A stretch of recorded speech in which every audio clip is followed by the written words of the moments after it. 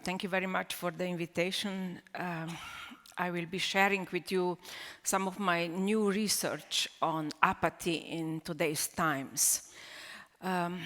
If there is like one sentence that can kind of, let's say, unite the feelings we often have about information all around us, it would be, I do not trust anything.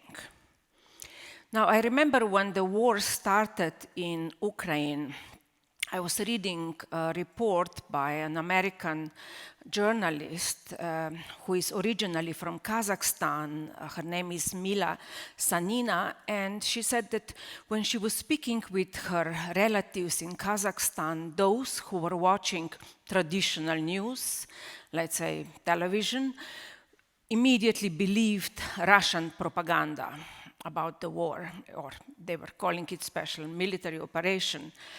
And when she was speaking with those relatives who were, following Twitter, YouTube, Facebook, they very soon started saying, we just don't believe anything anymore. We don't know what is truth.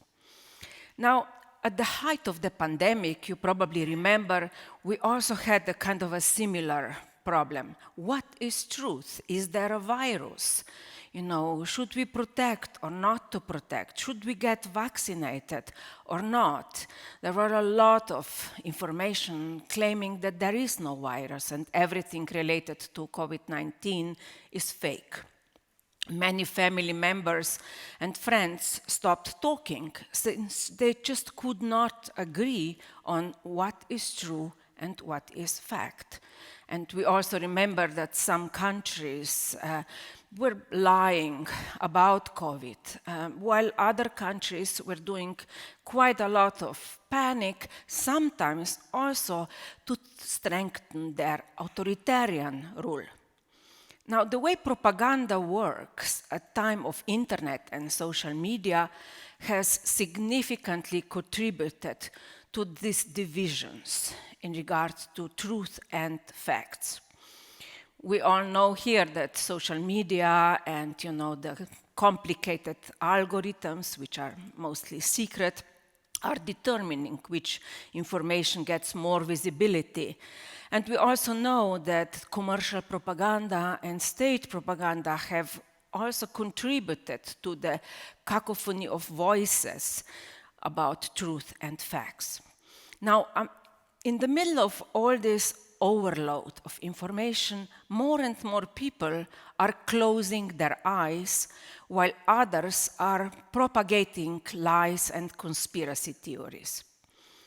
Now, in some way, when I was researching this question of why people are closing their eyes, and this was the subject of my last book, which is called A Passion for Ignorance. Sven will show you the cover with a special discount which my publisher is offering for the paperback edition, which is coming at the end of the month. In this book on ignorance, where I was questioning why we choose to not to know something, and why we sometimes actually deal with uncomfortable truth, I realized that in some way truth is really hard to deal with. Let's say when we are suffering from terrible illness, sometimes we close our eyes. We simply don't want to know. And, we should not push traumatic knowledge onto someone who is closing his or her eyes. We also know that ignorance sometimes can be strategic, which means that those in power can keep us from knowing the truth. And sometimes we are also kind of dealing with paradoxes, that we are saying that we are living in a knowledge-based society, while in reality, actually, we might say that we are living more in an ignorance-based society, especially if you take into account, how restricted knowledge can be protected by copyright, trademarks. Even scientists cannot easily read scientific journals if they come from poor countries where their universities are not paying very expensive subscriptions to them. Now, in some way, ignorance can also be bliss. When we are falling in love, it is better not to know too much. So do not Google your partners, too early on in the relationship, or try to look at their mobile phones. That kills love. Now, in our highly individualized societies, affects and passions play an essential role how we respond to information. Also how we react to other people's belief and how we deal with uncomfortable facts. Now, passions are often linked to emotions like love and hate, or feelings of joy, rage, even greed. Now, sometimes passions are related to strong desires or convictions, but other times to feelings of devotion. The times we live are highly polarized, and this polarization is provoking very particular intense feelings. We have intense feelings identifying with our own group, which often lives with an information bubble. On the other hand, we have intense intolerance, sometimes even hate, for people whose beliefs differ from ours. However, the problem is not that when people passionately believe in some ideas, that they would hope that others would believe in them too. One would imagine that we would want that others sort of kind of identify with our beliefs.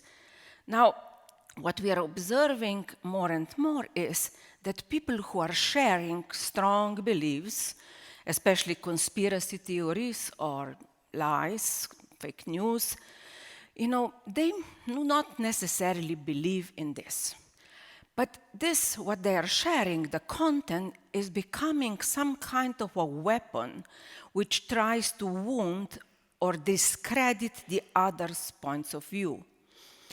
This is why, it is important to understand this logic, I would say, of wounding with something that you actually do not believe in. Now, in the book that I mentioned, A Passion for Ignorance, I finish with research which was done just before the pandemic in 2019. A group of Danish and American political scientists, Michael Bank-Peterson, Mathias Odsmundsen, and Kevin Arsenault, questioned motives of 6,000 very active users of Twitter. Now, there were 6,000 people who were, sharing a lot of, misinformation and a lot of conspiracy theories. So they interviewed these 6,000 people, and the interviews revealed that majority of these people actually did not believe in what they were sharing. Now, what mattered to them was to provoke anger, while, also some respondents also said that actually they enjoyed in observing chaos they were creating. Now, some people admitted that they fantasized about a natural disaster which will wipe out most of humanity, so that a small group of people could start again from scratch. So they were fantasizing about a kind of a reset of society. 24% of these people, these 6,000 people surveyed, believed that the society should be burned to the ground. The researchers reasoned that there is kind of a need for chaos. In some way, they sort of wanted this chaos and this burning out. Now, why? One of the answers, was, okay, some people were, kind of trying to find some status. They were angry that they were left out in our highly unequal society. And we can say that when they were sharing this kind of informations, they got two type of, I would say, positive kind of psychological responses they were searching. The first response was from their own group. They got likes, retweets, and so on from this, highly provocative posts. On the other hand, the psychological gain they also got was wounding the people who had different beliefs. Let's say people who had different political beliefs, for example. And when they got the response from this other group, usually angry response, they got a kind of a recognition again, a certain kind of satisfaction that their posts were shared, that there was, an outrage in regard to them. So consciously, people knew very well that what they were sharing was not true, they were fake news or conspiracy theories, but these psychological gains mattered to them. Now, when more than a century ago, Sigmund Freud was speaking about what he called death drive. And here I need to say that in psychoanalysis, there is a kind of a big difference between what are drives, which are, kind of a cultured instinct, something that kind of pushes us, and often, we don't control, and it can go against our well-being, and desires where, we are often desiring something that is hard to get, out of reach. There is like a prohibition to get it. Let's say you are married, but you desire someone else, you get divorced, you stop desiring that person. Or as consumer, you desire something really expensive, or you get it, you even forget to take it out of your bag. We know all this, how, desire plays a very important role when something is, in a way, hard to get. Now, with drive, it's different. It's some kind of a push. And Freud said that there is something like a death drive, a person, acting against his or her well-being. But his point was also that we don't simply have like a death drive, we also have a desire to start anew. So kind of the life drive and death drive for him were going together. So when we are thinking about distraction, like these people who were surveyed were speaking about, we have to also think about this desire they had to start anew, which French psychoanalyst Jacques Lacan was calling, a kind of a desire to create ex nihilo, just like a full new start. Now, if one were to question what this new world that they were imagining that will come out of distraction, we can say that when people were fantasizing about distraction, they did not envision that they would be gone themselves. So behind this fantasy for distraction of the world, there was a strong denial of one's mortality. Now, tackling fake news is getting more and more difficult. Now, especially today when we actually have more and more governments which are excelling in colossal propaganda machines, and at the same time they are creating harsh law which punish those that in their mind are spreading misinformation. Just the last case from a few weeks ago here is Turkey, which has elections coming next year, and now they introduced very harsh new disinformation laws where a person can be punished for up to 3 years in prison for spreading fake news. But of course it is the government which decides what fake news is. People who will have anonymous accounts will be punished even more. Government is now demanding from the social platforms to share with them information about their users if there are more than 1 million users of a particular platform in Turkey, and also to reveal the algorithms to them. The irony, however, is that the bigger producers of fake news are pro-government outlets, which parrot official statements and run smear campaigns against opposition. One of the largest media groups is owned by the relatives of the president.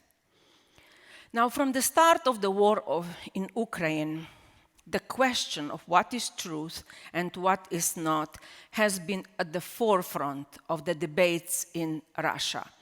You probably all remember just at the start of the war in March when Russian journalist Marina Ovsyannikova walked into the television studio with a big poster on which it was written "No war. Don't believe propaganda. They are lying to you" there. Just for a few seconds you could see that, and then she was removed from the studio.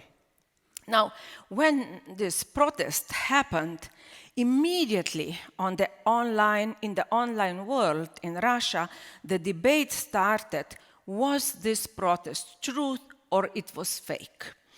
So, while to a lot of us outside Russia it appeared a brave act of protest, in the social media in Russia, the debate was that maybe the government staged this protest. At the beginning, Ovsyannikova got a lenient sentence. Now she was threatened to go in prison, and she not long ago escaped from the country. So the social media in Russia were claiming that the government, with staging this protest, wanted to show that people who oppose the war are not punished severely, so that dissent is actually allowed. As you can imagine, the oppositional side had a completely different discussion. But what was shocking for me in this social media debate was, when they were debating, was the protest staged or real, the fact that the message on the poster was true was somehow obfuscated, as if the performance overshadowed the facts. Now, at the time of the old communist regimes, there was the impression that knowing the truth and fighting for the truth would undermine the regime. In the times of socialist regime in Czechoslovakia, the famous writer Václav Havel, who later became the president, wrote a very interesting short story about this fight for truth. It is a story of a greengrocer who did not believe in socialism. Privately, he always criticized the regime. But on the 1st of May, when the government demanded from him to put a communist flag into the window of his shop and the writing, the poster, "Workers of the World Unite," he always obediently put that. Now, Havel said in the text, if only the greengrocer like this and other people around him would tell the truth, that they do not believe the regime, if they would stop, putting the poster and the flag and openly say that they are critical of the regime, things would change. Now, from nowadays, this appears a very naive reasoning. Things have radically changed in the last decades.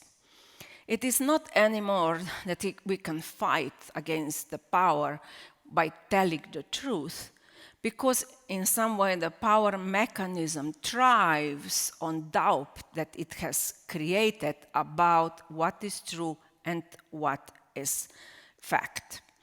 Now, let us look a little bit about how the propaganda sort of works in today's times.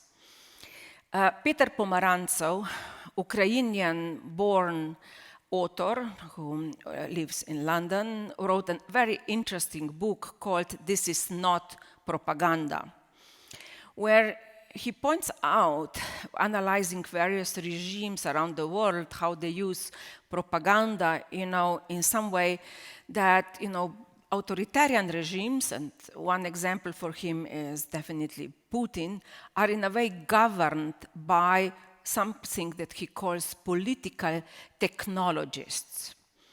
Now, he says that the problem of these regimes is not that truth is simply censored, but rather that no one cares about it anymore.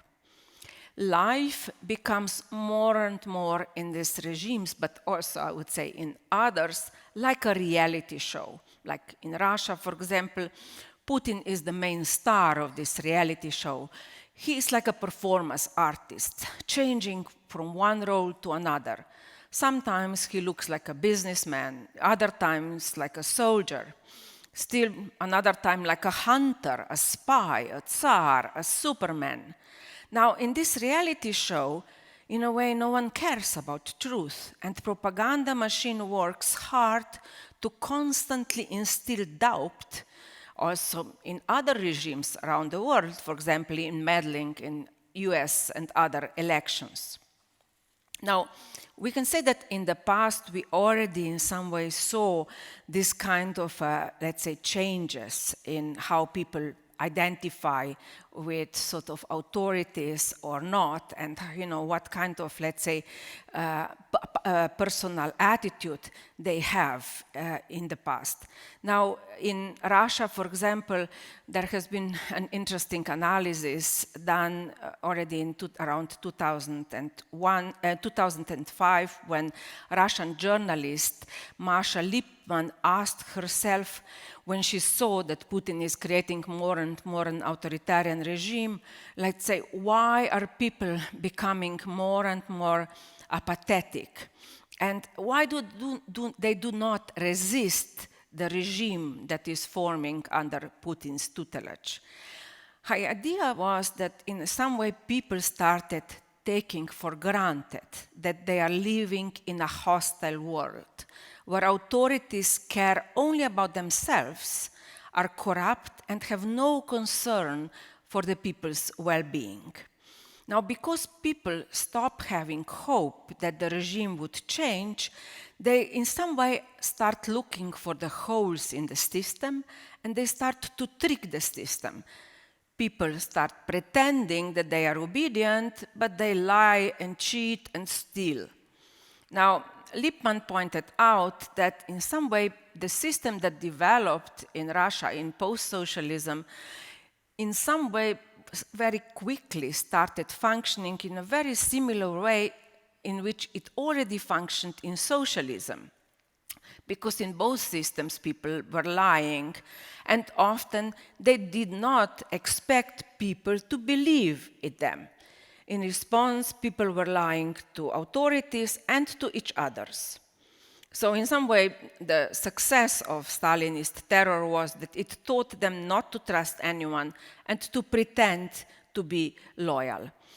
Now, already a theorist, Yuri Levada, who died unfortunately a few years ago in Russia, was sort of analyzing, this kind of attitudes, and he was sort of pointing that Russian regime sort of kind of created a certain kind of cunningness among people. He said that in socialism, people were cunning in a hidden way. In post-socialism, they became cunning much more in an overt way. When at the end of the Yeltsin's regime, the dream that country would turn in the direction of democracy died, people became even more cynical. And the distrust that they had, not only towards the government, but towards each other, was on the rise. And what he says, we also see an increase of envy towards those who are succeeding economically. Now, those who are succeeding economically are perceived as people who are even more cunning than others. Now, when we have countries, and there are many now, about 3/4 of the countries are now turning into authoritarian regimes. This is the research from a Swedish group which analyzes varieties of democracies. They are showing steady rise of authoritarian regimes. So when we have, countries turning into authoritarian regimes, and when we have sort of kind of this logic that in a country there is no longer a secret that the government is lying or that cheating leads to success, apathy on the outside in some way often looks like the lack of interest in political struggle. Like we are accepting that rich people or authoritarian leader will be in power forever. But in private, quite often, an individual becomes quite active in searching for ways to outwit the system and his or her compatriots. Now, when people are trying to be as cunning as possible daily, they do not have respect for the successes of others. The latter are perceived to be better fraudsters, more immoral and more cruel. Such people are envied but not respected. Now, there is an important difference between jealousy and envy. When I'm jealous, I want to have what you have. But when I'm envious, it is not that I want what you have, I want to destroy what you have, because I cannot observe the enjoyment you are getting from what you have. Now, let me give you an example. I'm not a big car person. I know very little about cars. I can barely drive my little Peugeot. Now, but let's say that my neighbor gets a fancy sports car. I don't want that car myself, but I might fantasize that my neighbor loses his car or gets it ruined, since I cannot stand observing the pleasure that he is getting from his car. So I want to kill his pleasure and not necessarily to have the car himself. Now, in a society which is dominated by political apathy and often personal intrigue, people have low expectations of themselves and others, and especially of those in power.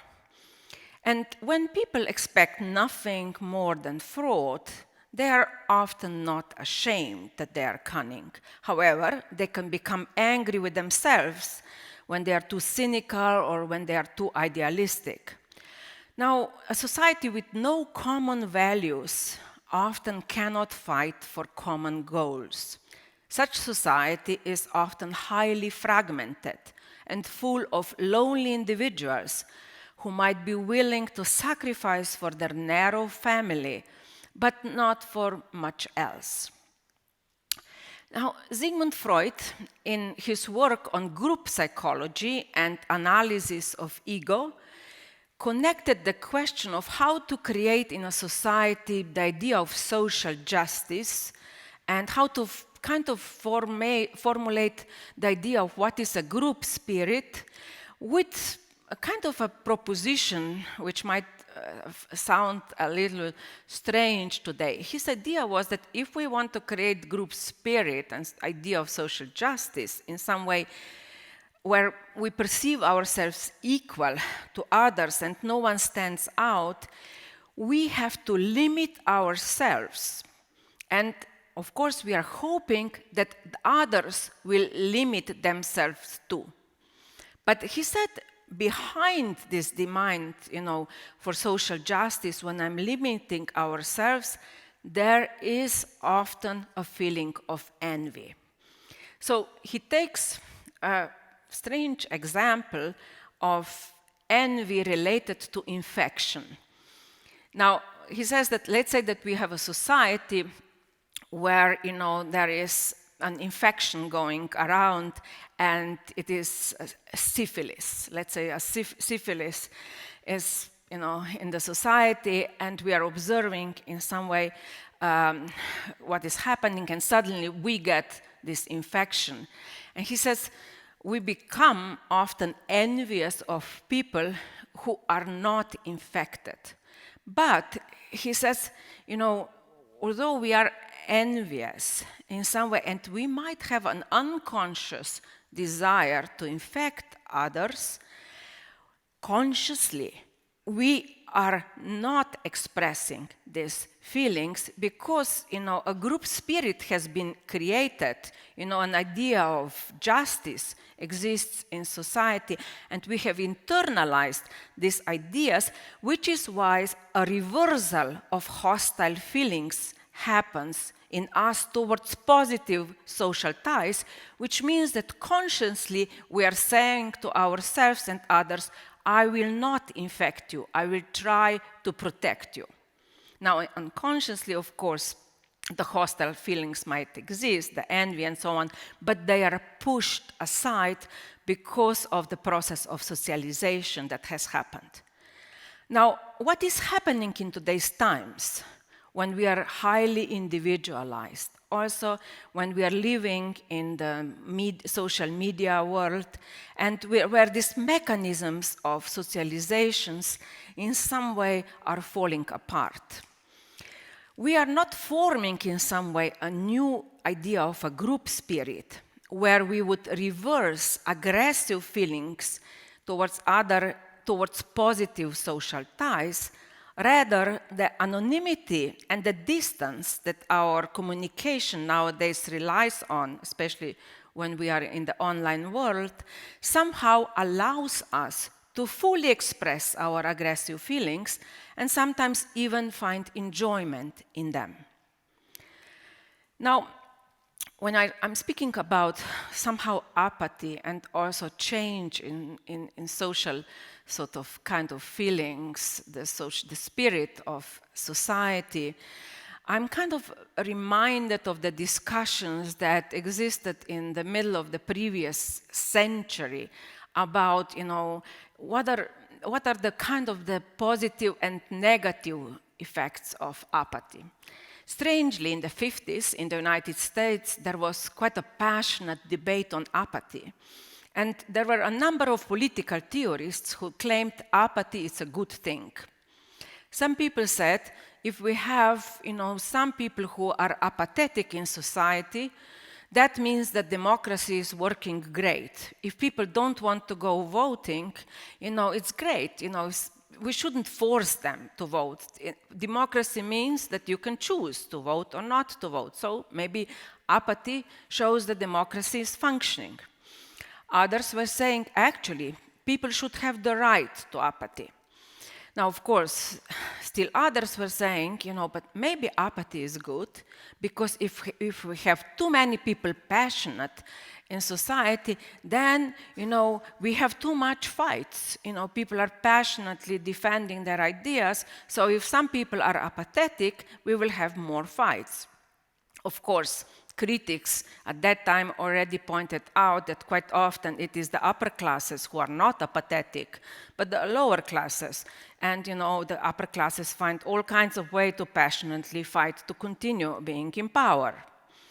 Now, in some way, some people who were propagating apathy were also thinking that we should have in a society like an enlightened elite, which will lead the ordinary citizens who are not necessarily interested in politics. In some way, this scenario came true in the last decades. Neoliberalism has urged people that they need to think about themselves. Everything is in their own hands. Choice is perceived primarily as individual choice and not social choice. We were told we should work hard and take care of ourselves first, and then success will happen. Now, we are constantly forced to work more and more at the workplace and also on ourselves, which has sort of kind of led many people nowadays to want to disconnect from everything. Now, a lot of my friends are psychoanalysts, and they are telling me that they are observing this desire among a lot of their patients just to disconnect from everything. In a book published about 2 years ago called Not Working, British psychoanalyst Josh Cohen points out that he has more and more patients who want the world or themselves to just stop. Some are saying to him, I want to be in a state of blissful catatonic exhaustion when on a weekend morning I'm just staring into one line in the newspaper forever, as if it is like a Buddhist mantra. Now, Cohen notes that people are caught in between the compulsion to do as much as possible and doing nothing. Now, my friend, a cardiologist, has recently pointed out to me that when people, after working so much, have a heart attack and end up in his clinic, he saw a reversal nowadays among these hardworking people, and many are from the IT world, I must say, he tells me, quite young people, suffering a heart attack. Now, in the past, he says, people would say, doctor, how long can I stay home? We have, quite a kind of a generous sort of medical system of being, paid when you are ill in Slovenia. Nowadays, this doctor says he sees more and more people who say, how quickly can I go back to work? Now, it is not people who are necessarily in precarious jobs where they need to earn money or would not have kind of a social security to pay for their recovery. It is people whose identity is so closely tied to their working that they cannot imagine, in a way, taking a few weeks off to recover. Now, for many workers, working hours seems to be a constant run between work and browsing the internet, wondering which of the 23 versions of t-shirts to buy, watching irrelevant movies on YouTube, passionately consuming social media, and with many people going through the day in a state of apathy, dreaminess, or even indifference. In some way, we are sort of kind of observing, new kind of psychological problems relating out of this, distraction, overworking, the pressures, inability to concentrate, which is why, the psychoanalysts are observing the increase of things like burnout, the type of kind of a new depression, or a certain kind of, we can say, increase also of self-damaging behavior, like addiction and so on. Now, we also have all kinds of bullshit jobs where, we don't see the point in what we are working on. Now, a very kind of a similar situation in a way of, kind of a passivity at the same time and, pointless activity is also related to how we regard politics today. More and more people, on the one hand, live in a kind of a catatonic state where they can no longer follow scandals, incompetence, and primitiveness of political leaders, which is reported on the media. But on the other hand, somehow they try to survive, the pressures and burdens at their workplace and private life. Now, at the same time, with the help of social media, people are finding themselves in situations when they are constantly emotionally agitated by various types of provocative informations. In this overload with negative news, general pessimism, for some, apathy might be strategic and acts as a self-defense mechanism which prevents feelings of guilt, helplessness, and fear. 10 years ago, an interesting book has been published about burnout today by German-Korean philosopher Byung-Chul Han. It's called The Burnout Society, where the author perceives kind of burnout as a particular type of depression linked to these pressures of neoliberal ideologies, mostly ideologies of success. Should is replaced by may. The idea is that everything is in your hands, you can do out of yourself whatever you want. And in my book, Tyranny of Choice, I was kind of looking at the underside of this ideology, where my idea was that actually depression, anxiety, the feeling of inadequacy, which is sort of the underside of this idea that everything is in your hands, is actually helping neoliberalism to go on. You know, if you're thinking about yourself constantly and you're feeling guilty for not making the right choices, in some way you are not endangering, in a way, the system. Now, when we look at those discourses, for example, on burnout, where we, you know, in the media read about, you know, famous people describing how they suffered burnout. Usually they are selling books about burnout or how to get out of burnout and so on. But there is very little debate about the nature of capitalism that is functioning today. There is also very little public engagement, union organizing, or political action to change anything, you know. So to tackle burnout primarily is taken as an individual matter. We need to rethink our individual lives, reevaluate our priorities, engage to find our happiness, and so on. Now, let me tackle another problem related to our online world, especially the social media.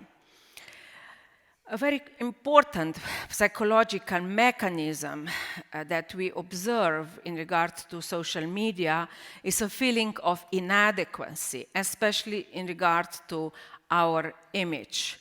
Quite interesting psychological research has been done about users of Instagram, which showed that especially women, it's more women than men, who are, you know, spending a lot of time observing other women online, might very quickly develop a feeling of inadequacy.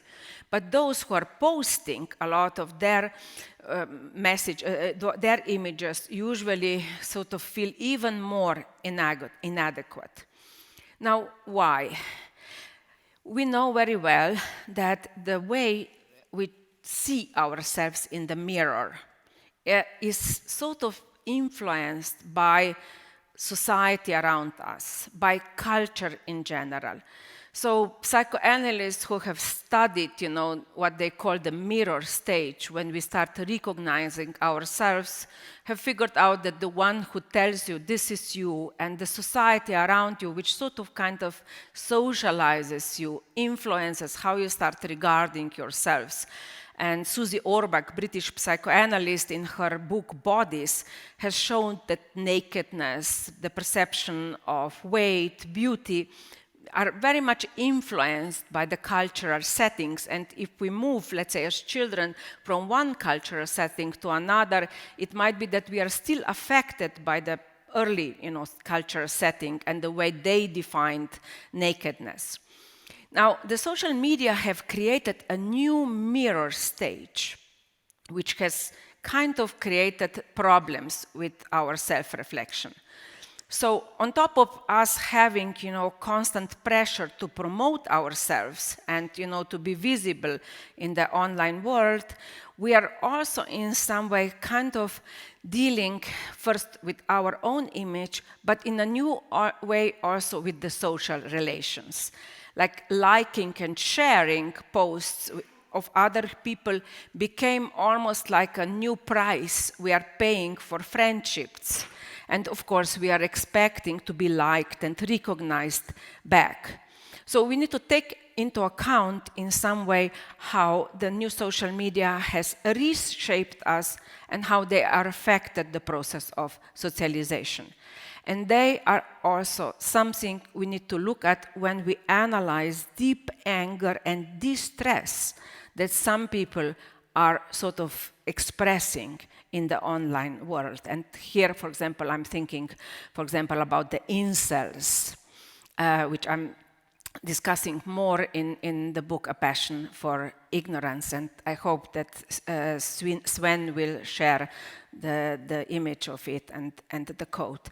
Now, in conclusion, let me sort of point out to a couple of, you know, sort of other more, let's say, problematic things that I observe in the online world. Now, one of the things in regard to aggression, which we are observing in the sort of like social media, is precisely, you know, certain kind of anger when we feel sort of ignored or not acknowledged, which is why quite a lot of the aggression that is happening, especially the type of aggression which is sort of happening with the sort of violences, attacks made by the so-called lone wolves, is quite often a desperate search for recognition, which is what French psychoanalyst Betty Benslama, when he was analyzing, the posts that, people who make some major shootings or attacks do, out of this analysis, he was urging French media, for example, not to publish images of attackers after they have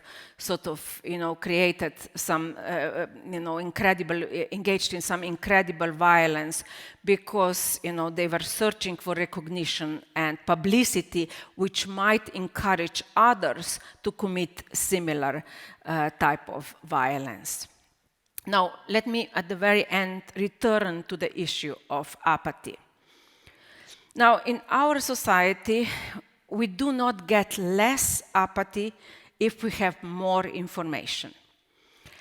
Danish researcher Jan Toelings coined the term critical apathy. Now, this term tackles apathy which is linked to information. He looked at entertainment industry and various reality shows, and he showed that people who know how manipulated reality shows are, were sort of kind of knowledgeable viewers who did not in any way engage or sort of criticize this manipulation that they knew was happening. His idea was that the stance of these knowledgeable viewers was that in our times, nothing in the world is like it seems. Everything is manipulated. So giving up kind of public action or revealing manipulation, it doesn't make sense. In some way, it's okay. We know it's manipulation, so what the hell? Very similar research was done by Australian-American media theorist Mark Andreevich, who also looked, how do people who know that they are manipulated react to it? And he called them intelligent realists. Now, they are people who disagree with manipulation, but do not blame media for using it. For example, for them, the online world or television machinery might seem immoral, but at the same time beyond criticism. Now, this kind of attitudes, critical apathy and intelligent realists, we can observe in our reactions in the online world, especially towards kind of the social media. We know very well that we can easily be manipulated. We know that algorithms are secret. We know also that, what they're choosing on our social or media feed can be deeply problematic, even immoral, but we take that beyond criticism. Now, we are nowadays already in some way deeply in the rabbit hole of the online world. But we should not embrace apathy as the only possible response. We should actually do not give up on truth and facts, even if we know very well that what truth is and what we perceive as facts might always be open to debate. Now, to understand how social media are reshaping society and individuals will require us to follow the Queen's advice in Alice in Wonderland, when she says that in her country, when Alice says that in her country, you would generally get somewhere if you only run fast enough for a long time. Now, to this comment, the Queen says, it's a slow sort of a country. The Queen says here, it takes all the running you can do to just keep in the same place. If you want to go somewhere, you must run at least twice as fast as that. Now, we might need to start thinking twice as fast today to put new technologies to a better use of society, to prevent the demise of democracy and new mental suffering of people. Thank you.